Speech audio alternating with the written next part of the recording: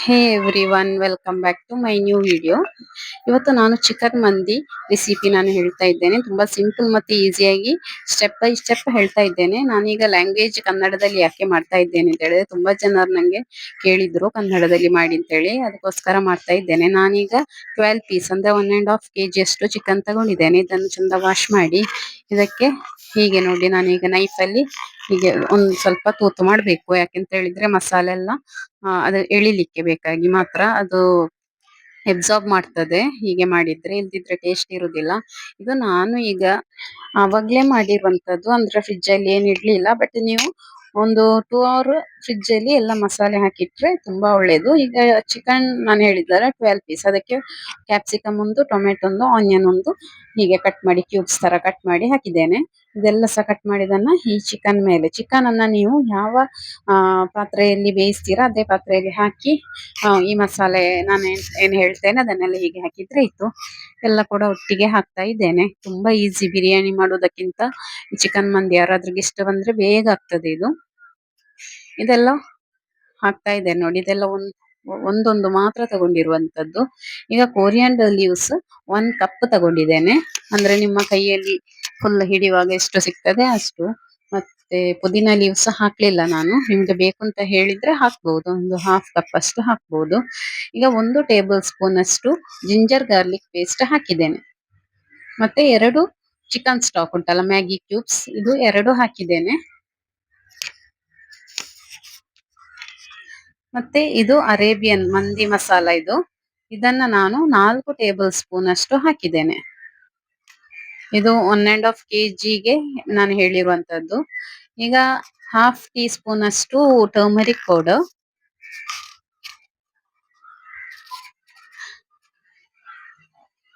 Garam masala 1 tea spoon. ನಾನು ಇದು correct ಆಗಿ ನಿಮ್ಗೆ ಮೆಜರ್ಮೆಂಟ್ ಹೇಳಿದ್ದೇನೆ. ಇಲ್ಲಿ ಫೆನಲ್ ಸೀಡ್ಸ್ ಉಂಟಲ್ಲ, ಬಡ್ಸೊಪ್ಪು, ಅದು 1 ಟೀ ಸ್ಪೂನ್ ಅಷ್ಟು. ಮತ್ತೆ ರೆಡ್ ಕಲರ್ ಫುಡ್ ಕಲರ್ ಉಂಟಲ್ಲ, ಅದನ್ನು ಕೂಡ ಹಾಕಿದ್ದೇನೆ. ಅದು ಆಪ್ಷನಲ್, ಬಟ್ ಮಂದಿಗೆ ಅದು ರೆಡ್ ಕಲರ್ ಇದ್ರೇನೆ ಅದು ಚಂದ ಕಾಣುದು. ನಾನು ವಿಡಿಯೋಕ್ಕೋಸ್ಕರ ಹಾಕಿದ್ದೇನೆ. ನೀವು ಬೇಕು ಅಂತ ಹೇಳಿದ್ರೆ ಹಾಕ್ಬೋದು, ಇಲ್ಲ ಅಂತ ಹೇಳಿದ್ರೆ ಸ್ಕಿಪ್ ಮಾಡ್ಬೋದು. ಈಗ ಸನ್ಫ್ಲವರ್ ಆಯಿಲ್ 250 ಗ್ರಾಮ್ ಅಷ್ಟು ಹಾಕಿದ್ದೇನೆ. ಯಾಕೆಂತ ಹೇಳಿದ್ರೆ ಇದು ಇದೇ ಆಯಿಲ್ ಅಲ್ಲೇ ಬಾಯ್ಲ್ ಆಗುವಂತದ್ದು. ನೆಕ್ಸ್ಟ್ ಈ ಆಯಿಲ್ ಅನ್ನೇ, ಅಂದ್ರೆ ಫುಡ್ಡಿಗೆ ಬೇರೆ ಮಸಾಲೆ ಇಲ್ಲ, ಅದಕ್ಕೋಸ್ಕರ ಆಯಿಲ್ ಸ್ವಲ್ಪ ಹೆಚ್ಚು ಹಾಕಿದ್ರೆ ತುಂಬಾ ಟೇಸ್ಟ್.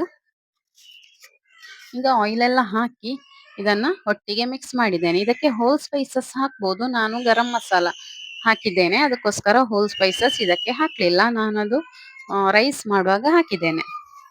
ಇದು ಎಲ್ಲ ಒಟ್ಟಿಗೆ ಮಿಕ್ಸ್ ಮಾಡಿ ಇದನ್ನ ಒಂದು 5 ಮಿನಿಟ್ಸ್ ನಾನು ಮುಚ್ಚಿಡ್ತೇನೆ. ಯಾಕೆಂತ ಹೇಳಿದ್ರೆ ಸ್ವಲ್ಪ ಮಸಾಲೆ ಎಲ್ಲ ಅದು ಬರ್ಬೇಕು ಅಂತ ಹೇಳಿ. ಈಗ ಡ್ರೈ ಲೆಮನ್ 2 ಹಾಕಿದ್ದೇನೆ.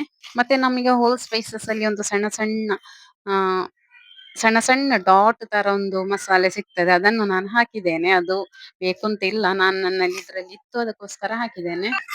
ಚಿಕನ್ ಪೀಸಿಗೆ ಮಸಾಲೆ ಹಿಡಿಯೋ ತನಕ ಕೈಯಲ್ಲಿ ಚಂದ ಮಾಡಿ ಮಿಕ್ಸ್ ಮಾಡಿ ಮತ್ತೆ ಹೀಗೆ ಮುಚ್ಚಿಟ್ರೆ ಇತ್ತು. ಆಯಿಲ್ ನೋಡಿ ಹೀಗೆ ತಳಭಾಗದಲ್ಲಿ ಹೋಗಿ ನಿಂತಿದೆ. ಈಗ ನಾನು ಸೆಲ್ಲಾ ಬಾಸ್ಮತಿ ರೈಸ್ 1 kg ಅಷ್ಟು ತಗೊಂಡಿದ್ದೇನೆ. ಅದು ಬ್ರ್ಯಾಂಡ್ ಅಂತ ಹೇಳಿದ್ರೆ ಇಂಡಿಯಾ ಗೇಟ್ ತಗೊಂಡದ್ದು ನಾನು. ಅದನ್ನ ನಾನು 1 ಗಂಟೆ ಸೋಕ್ ಮಾಡ್ಲಿಕ್ಕೆ ಇಟ್ಟಿದ್ದೆ. ಅದಕ್ಕೆ ನಾನು ಅಕ್ಕಿಯನ್ನು ತೋರಿಸಿದ್ದು ನಿಮಗೆ ಯಾವ ರೀತಿ ಉಂಟು ಅಂತ ಹೇಳಿ. ಈಗ ನಾನು ಚಿಕನ್ ಪೀಸ್ ಏನಿದೆ ಮಸಾಲೆಯಲ್ಲಿ ಇಟ್ಟದ್ದು, ಅದನ್ನ ಬೇಯಲಿಕ್ಕೆ ಇಟ್ಟಿದ್ದೇನೆ. ಒಂದು 10 ಮಿನಿಟ್ ಹೈ ಫ್ಲೇಮ್ ಅಲ್ಲಿ ಬೇಯಲಿಕ್ಕೆ ಇಟ್ಟ ನಂತರ ನಾನು ಸಪರೇಟ್ ತೆಗ್ದಿದ್ದೇನೆ. ಚಿಕನ್ ಪೀಸ್ ಎಲ್ಲ ತೆಗ್ದು ಈಗ ಖಾಲಿ ಫ್ರೈ ಪ್ಯಾನ್ ಅಲ್ಲಿ ಹೀಗೆ ಇಟ್ಟು ಸ್ವಲ್ಪ ಫ್ರೈ ಮಾಡ್ತಾ ಇದ್ದೇನೆ. ನೋಡಿ ಹೀಗೆ, ಎಂತ ಆಯಿಲ್ ಅಂತ ಹಾಕ್ಲಿಕ್ಕೆ ಇಲ್ಲ, ಖಾಲಿ ಪೀಸ್ ಮಾತ್ರ ತಗೊಂಡ್ರೆ ಇತ್ತು. ಈಗ ನಾವು ರೈಸ್ ಬೇಯಿಸ್ಲಿಕ್ಕೆ ನಾನು ಇಲ್ಲಿ ಹಾಕಿದ್ದೇನೆ ಅಷ್ಟೆಲ್ಲ ಐಟಮ್ ಅನ್ನ ಹಾಕಿದ್ದೇನೆ. ಡ್ರೈ ಲೆಮನ್ ಒಂದು, ಮತ್ತೆ ಹೋಲ್ ಸ್ಪೈಸಸ್ ಅಲ್ಲಿ cinnamon, cardamom, bay leaf, star anise, cloves, nutmeg, black pepper ಇದು 2 ತಗೊಂಡಿದ್ದೇನೆ. ಮತ್ತೆ ಆಯಿಲ್ 1 ಟೇಬಲ್ ಸ್ಪೂನ್ ಮತ್ತೆ ವಿನಿಗರ್ ಒಂದು ಅರ್ಧ ಟೀ ಸ್ಪೂನ್ ಅಷ್ಟು ಹಾಕಿದ್ದೇನೆ. ಹಾಕಿ ಅಕ್ಕಿ ಬೆಂದ ನಂತರ ಒಂದು 90% ಬೇಯಿಸಿದ್ದೇನೆ. ಬೇಯಿಸಿ ಅದನ್ನ ಆ ಅಕ್ಕಿ ಮತ್ತೆ ಅದ್ರ ವಾಟರ್ ಅನ್ನ ಸಪರೇಟ್ ಮಾಡಿದ್ದೇನೆ. ಈಗ ನಾನು ಅದನ್ನ ಮಿಕ್ಸ್ ಮಾಡಿ, ಎಂತ ಮಾಡ್ಲಿಕ್ಕಿಲ್ಲ, ಮಸಾಲೆಯಲ್ಲಿ ನಾವು ನಾರ್ಮಲ್ ರೈಸ್ ಹೇಗೆ ಅದ್ರ ನೀರು ಮತ್ತೆ ರೈಸ್ ಅನ್ನ ಸಪರೇಟ್ ಮಾಡ್ತಾ ಅದೇ ರೀತಿ ಅದು ಹೋಲಿರುವ ಪಾತ್ರೆಯಲ್ಲಿ ಹಾಕಿದ್ರೆ ಇತ್ತು. ಅದೊಂದು 90% ಬೆಂದ್ರೆ ಸಾಕು. ಮತ್ತೆ 10% ಅದನ್ನ ದಮ್ ಹಾಕ್ಲಿಕ್ಕೆ ಉಂಟು. ಈಗ ನಾವು ಆಗ ಉಳ್ದ ಮಸಾಲೆ ಉಂಟಲ್ಲ, ಚಿಕನ್ ಬೇಯಿಸಿ ಚಿಕನ್ ಮಾತ್ರ ತೆಗ್ದದ್ದು, ಅದರ ಮಸಾಲೆ ಅದೇ ಪಾತ್ರದಲ್ಲಿ ಇತ್ತು. ಅದಕ್ಕೆ ನಾನು ಈ ರೈಸ್ ಅನ್ನ ಹಾಕಿ ಮಿಕ್ಸ್ ಮಾಡಿ ಅದಕ್ಕೆ ರೆಡ್ ಫುಡ್ ಕಲರ್ ಹಾಕಿ ಚಿಕನ್ ಅನ್ನ ರೈಸ್ ಮೇಲೆ ಇಟ್ರೆ ಆಯ್ತು. ಮತ್ತೆ ನಾವು ಚಾರ್ಕೋಲ್ ಅನ್ನ ಒಂದು ಪಾತ್ರೆಯಲ್ಲಿ ಮಿಡಲ್ ಇಡ್ಬೇಕು. ಅದಕ್ಕೆ ಮತ್ತೆ ಸ್ವಲ್ಪ ಗೀ ಹಾಕಿ ಬೆಂಕಿಯಲ್ಲಿ ಇಡ್ದ ನಂತರ ಅದು ಬೆಂಕಿ ಇಡ್ದ ನಂತರ ರೆಡ್ ಕಲರ್ ಆಗ್ತದಲ್ಲ, ಆ ನಂತರ ಅದಕ್ಕೆ ಗೀ ಹಾಕಿ ಗಟ್ಟಿ ಮುಚ್ಚಿಡ್ಬೇಕು. ಹೊಗೆ ಹೊರಗೆ ಹೋಗ್ಬಾರ್ದು, ಅಷ್ಟೇ ಇರುವಂತದ್ದು. ನಂದು ಮಿಕ್ಸ್ ಮಾಡುವಂತಹ ವಿಡಿಯೋ ಅದು ಡಿಲೀಟ್ ಆಗಿ, ಅದಕ್ಕೋಸ್ಕರ ನಾನು ಡೀಟೇಲ್ ಆಗಿ ಎಕ್ಸ್ಪ್ಲೈನ್ ಮಾಡಿದ್ದೇನೆ. ಯಾರಿಗಾದ್ರೂ ಡೌಟ್ ಇದ್ರೆ ನಂಗೆ ಕಮೆಂಟ್ ಮೂಲಕ ಮೆಸೇಜ್ ಮಾಡಿ, ನಾನು ಡೈರೆಕ್ಟ್ ಮೆಸೇಜ್ ನಿಮ್ಗೆ ಮಾಡ್ತೇನೆ. Thank you for watching.